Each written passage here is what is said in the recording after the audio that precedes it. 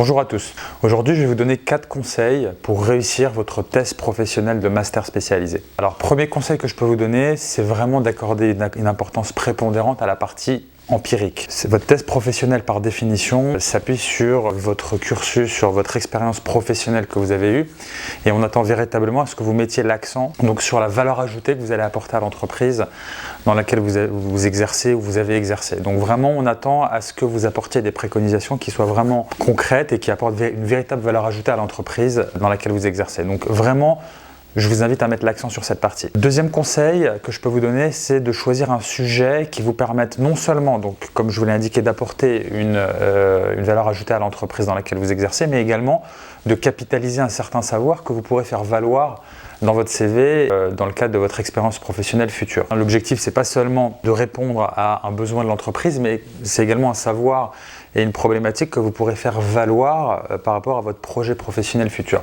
Donc essayez de trouver un compromis entre ces deux contraintes, à la fois celle de l'entreprise et puis vos objectifs professionnels futurs. Troisième conseil que je peux vous donner, c'est vraiment de vous fixer un rétro-planning qui soit vraiment contraignant et de faire le maximum pour vous y attacher et respecter les dates intermédiaires que vous vous fixez. C'est d'autant plus valable sur une thèse professionnelle que le directeur de mémoire a affaire à un professionnel que vous êtes et on attend forcément à ce que vous ayez une attitude professionnelle à l'égard du planning que vous fixez et des échéances que vous fixez auprès du directeur de thèse. Donc il y a plusieurs avantages à avoir un planning que vous fixez et que vous respectez. Le premier déjà, c'est que vous allez pouvoir faire prévalider le mémoire, enfin la thèse professionnelle, vous allez pouvoir la faire prévalider par le tuteur avant de déposer. Et ça, c'est absolument fondamental parce que vous allez sécuriser la validation de la thèse avant même de l'avoir déposée. Si le tuteur, donc le directeur de thèse, a encore des observations, vous aurez encore une marge suffisante pour pouvoir procéder aux derniers ajustements qui permettront d'avoir une validation définitive avant même de déposer. Et là, vous sécurisez la validation de la thèse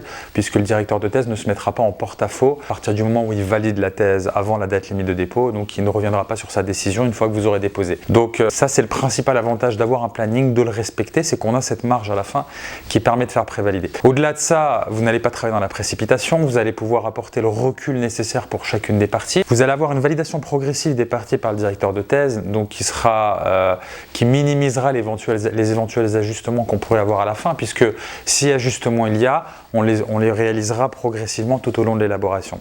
Donc c'est vraiment l'avantage de respecter un rétro-planning, de se le fixer et d'éviter toute procrastination qui vous pénalisera in fine. Donc c'est vraiment un conseil important, c'est de respecter ce rétro-planning, qui plus est pour un professionnel tel que vous êtes. Quatrième conseil que je peux vous donner, c'est vraiment d'apporter des préconisations qui vont découler de votre partie empirique.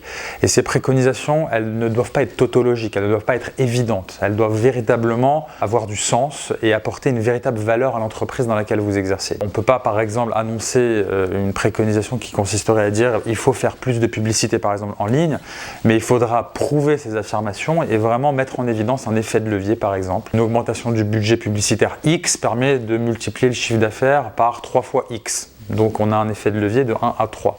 Donc là, c'est une préconisation qui est beaucoup plus pertinente, intéressante, qui a tout son sens. Donc on attend véritablement de vous en tant que professionnel que ces préconisations aient du sens, qu'elles soient justifiées, qu'elles soient démontrées, prouvées statistiquement, et vraiment, encore une fois, que vous mettiez l'accent sur cette partie empirique et les préconisations qui découlent de cette partie empirique, puisque les préconisations, c'est donc les conclusions, toute la valeur ajoutée que vous apportez à la structure dans laquelle vous exercez. Voilà, j'espère que ces 4 conseils vous auront aidé à rédiger votre thèse professionnelle. Je vous souhaite bon courage pour cette rédaction.